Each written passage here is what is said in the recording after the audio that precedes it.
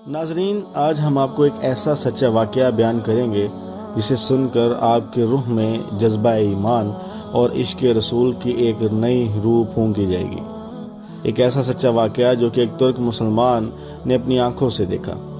وہ بیان کرتے ہوئے کہتا ہے کہ میں وہاں کھڑا تھا کہ 4 پولیس والے کسی کا انتظار کر رہے ہیں۔ پھر ایک شخص نمودار ہوا تو پولیس والوں نے بھاگ کر اسے قابو کر لیا اور اس کے ہاتھ جکڑ لیے۔ نوجوان نے کہا، مجھے دعا اور توسل کی اجازت دے دو، میری بات سن لو، میں کوئی بھکاری نہیں ہوں، نہ چور ہوں۔ پھر وہ نوجوان چیخنے لگا۔ میں نے اسے دیکھا تو ایسے لگا جیسے میں اسے جانتا ہوں۔ میں بتاتا ہوں کہ میں نے اسے کیسے پہچانا۔ دراصل میں نے اسے کتنی ہی دفعہ بارگاہ رسالت صلی اللہ علیہ وآلہ وسلم میں روتے ہوئے دیکھا تھا۔ یہ ایک البانوی نوجوان تھا جس کی عمر 35 یا 36 سال کے درمیان تھی۔ اس کے سنہری بال اور ہلکی سی داڑھی تھی۔ میں نے پولیس والوں سے کہا، جب اس کا کوئی جرم نہیں ہے تو تم اس کے ساتھ ایسا کیوں کر رہے ہو؟ آخر کیا الزام ہے اس پر؟ انہوں نے مجھے کہا، ارے او ترک، تو پیچھے ہٹ، اس معاملے میں بولنے کا تجھے کوئی حق نہیں۔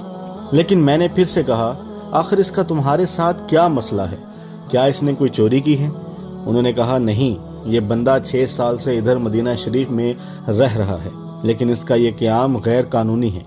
ہم اسے پکڑ کر واپس اس کے ملک بھیجنا چاہتے ہیں، لیکن یہ ہر دفعہ ہمیں چکمہ دے کر بھاگ جاتا ہے اور جا کر روضہ رسول صلی اللہ علیہ وآلہ وسلم میں پناہ لے لیتا ہے، اور ہم اسے اندر جا کر گرفتار نہیں کرنا چاہتے۔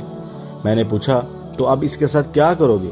کہنے لگے، ہم اسے پکڑ کر جہاز پر بٹھائیں گے اور واپس البانیہ بھیج دیں گے۔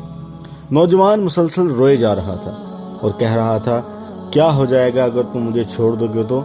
دیکھو، میں کوئی چور نہیں ہوں، میں کسی سے بھیک نہیں مانگتا، میں تو ادھر بس محبت رسول صلی اللہ علیہ وآلہ وسلم میں رہ رہا ہوں۔ پولیس والوں نے کہا، نہیں، ایسا جائز نہیں ہے۔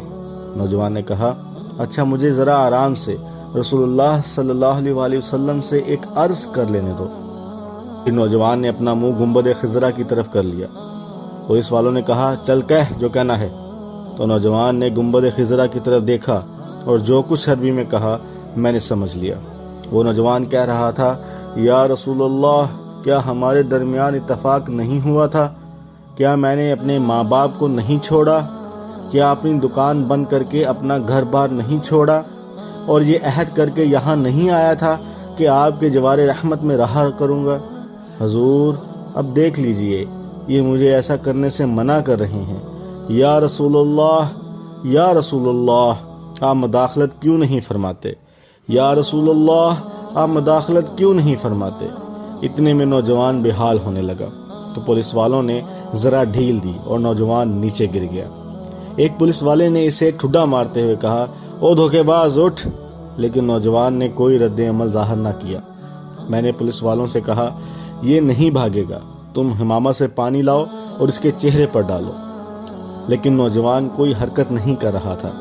ایک پولیس والے نے کہا، اسے دیکھو تو صحیح، کہیں یہ سچ مچ مر ہی نہ گیا ہو۔ دوسرا پولیس والا کہنے لگا، اسے ہم نے کون سی ایسی ضرب لگائی ہے جس سے یہ مر جائے؟ پھر انہوں نے ایمبولینس والوں کو فون کیا۔ وہ ادھر سامنے والے 7 نمبر گیٹ سے ایک ایمبولینس لے آئے۔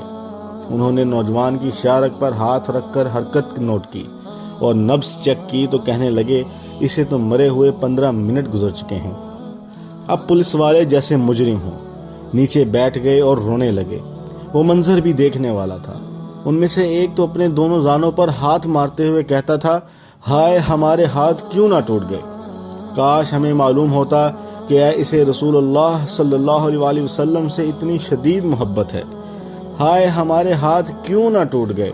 اس کے بعد ایمبولینس والوں نے اسے وہاں سے اٹھا لیا اور جنت البقیع کی طرف تجہیز و تکفین کے لیے لے گئے۔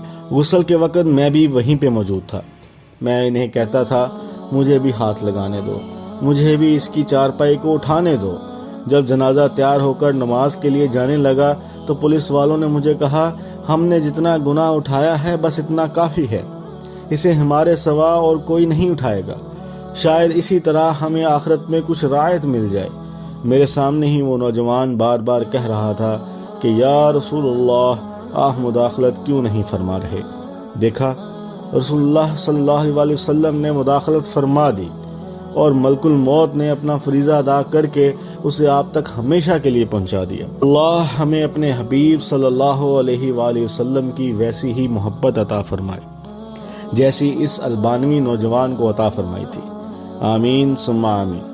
یا اللہ میری بھی یہی خواہشات ہیں، مجھے ان ظالموں کی بستی سے نکال کر سرزمین توحید پر اپنے نبی کریم صلی اللہ علیہ وآلہ وسلم کی ہمسائیگی میں پہنچا دے۔